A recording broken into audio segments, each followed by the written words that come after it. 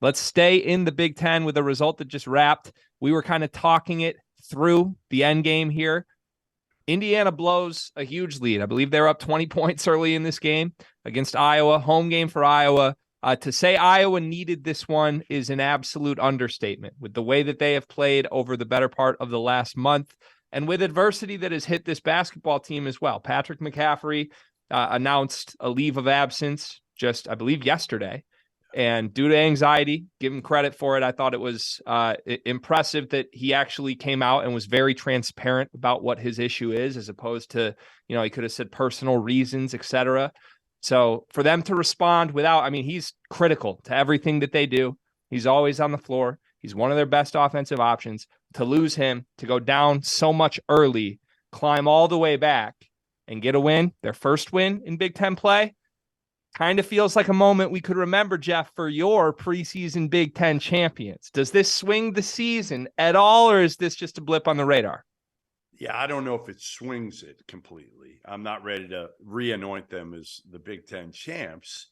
But what I am is proud of the way Connor McCaffrey specifically responded. They were down 21 early. It looked like they were left for dead there. And I thought Connor really came back with what he brings, right? The intensity, the fire, the aggressiveness, all that.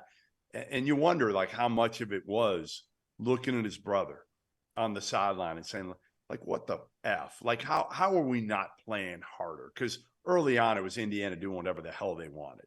Mm-hmm. And again, I thought Connor McCaffrey turned the entire game. And Fran got pissed. Fran did what's it called? FranCon or whatever they call it. He went to FranCon like 10 at one point, or damn close to it.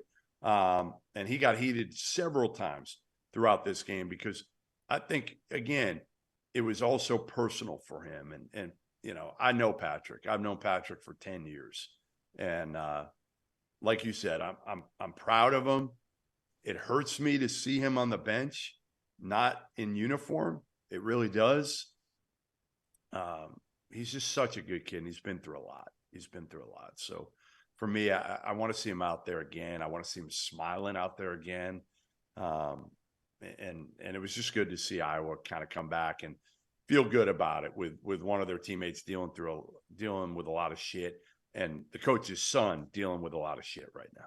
There's a lot of responsibility on these kids. Yeah. Like, that's one of the reasons, guys, like, I'll say something in jest, but it's mostly about a team as a whole or a coach. The kids have so much responsibility between. There's a lot of mental stimulation, and it can be a lot for a lot of people, especially somebody who's a coach's son. So I hope he feels better.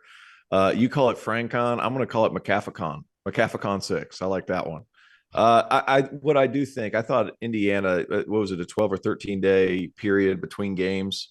They looked really excited to play it out of the gate. And I think whenever the injury of Race Thompson happened, I think it deflated them quite a bit. Now, Iowa was making a run. But that being said, Race, even though he's not a huge numbers guy, he's somebody that they look to in the huddle, right? And so I think that deflated him. Hopefully he's going to be okay. It didn't look great, but you have to go back and you have to look at I thought Rabracha was terrific. I thought he was terrific. He's a big, strong dude who finds ways to score. And then, Chris Murray, the better Murray, it was just really good again. Murray. Whoa. Come on. We're not still doing this, are we? We're not. Listen, I'm a petty grudge holder, T.O. This is one step too far. Okay, come on. I don't get to talk about Iowa enough. You guys don't put me in on Big Ten night. I got subbed in tonight on Big Ten night. I'm going after Iowa. You better believe it. No, in all seriousness, he's been terrific all season long. Like, is Iowa going to be able to sustain this level of play? TBD, to be determined. But Chris Murray has not been the reason. Like, he has been really good all season long. Yeah, he absolutely has. You mentioned it briefly, but Race Thompson goes down with what looked like a horrible injury, for lack of better words. I haven't heard an official report, but it certainly did. Yeah. It did not look like the type of thing you're going to come back from. This is just weeks after Xavier Johnson goes down. This is an Indiana team that was picked to win this conference by many, in large part because they didn't lose anybody, and they had the stellar freshman class coming in, all of a sudden we're looking at a completely different Indiana team. You lose your point guard, you lose your power forward, who, let's be honest, he's been up and down for his career. At least tonight, a big reason why Indiana was up 22 early in that game was because Race Thompson was having his way on the boards in that game. And as soon as he was down, the entire game flipped. Rebraca looks unstoppable. So this puts two guys, to me, Jeff, in a spot where you better be ready. That's Jalen Hood-Schifino. That's Malik Reneau. Are they ready, though? And listen, Hood-Schifino's ready. I mean, you saw the game tonight. Like, he's fine. He to be honest, they're going to lose him after a year because Xavier Johnson got hurt. Because he's going to have nights like this, and the NBA looks at nights like this when he shot it well, he passed it well, he scored it. You know he can get to the basket. He's big, he's strong, he's poised. All of that for the most part. The problem is it's the others, right? I mean, obviously we know Trace, but it's the other guys now, and they're just thin. I mean, you're taking away, two of their top guys. What made Indiana a team that we thought had a chance to be really good was they were older for the most part. And yeah, they brought in Hood-Schifino to that group, but they were older. They hadn't really done a whole hell of a lot, but they were older.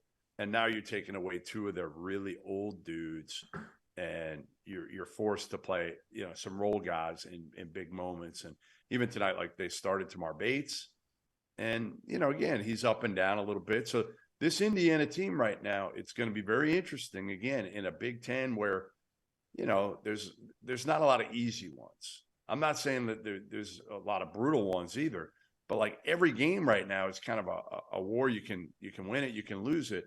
And now you're thin, and you also can't have a bad game, to me, from both, like Trace and Jalen have to be good almost every night right now. That's hard to ask of a freshman point guard.